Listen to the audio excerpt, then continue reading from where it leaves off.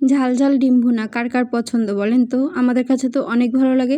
তো হ্যালো, আসসালামু আলাইকুম, কেমন আছেন সবাই? আলহামদুলিল্লাহ আমরা সবাই অনেক ভালো আছি। তো এখানে হচ্ছে আমি ডিম ভুনা করব, এইজন্য হচ্ছে প্রথমে আমি ডিমগুলো সিদ্ধ করে এখন হচ্ছে এখানে একটু হলুদ আর লবণ দিয়ে ভেজে নিতেছি। ভেজে নেওয়ার সময় দেখলাম ডিম একটা ভাঙেও গেছে, তো এটা নিয়ে তো হাসাহাসি করলাম মেয়ের সাথে।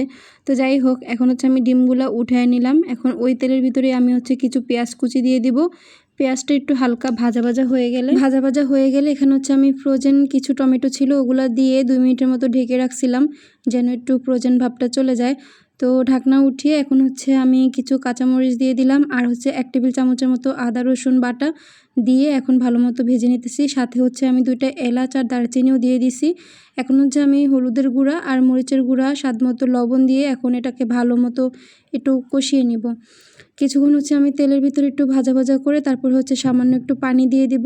পানি দিয়ে এটা ভালো মতো কষিয়ে তারপর হচ্ছে আবারও পানি দিয়ে দিলাম। এখন হচ্ছে বলক উঠছে আর আমি যে ডিমগুলো আগে সিদ্ধ করে ভেজে রাখছি ওই ডিমগুলো মাঝখান থেকে কেটে কেটে এখন হচ্ছে আমি এভাবে ছড়িয়ে দিছি যেন দেখতে সুন্দর লাগে, এভাবে করছি। এখন আর আমি এটা একদম নাড়বো না, এটা এভাবেই থাকবে। তো এই তো ঝোল টানার পরে নামিয়ে নিলাম।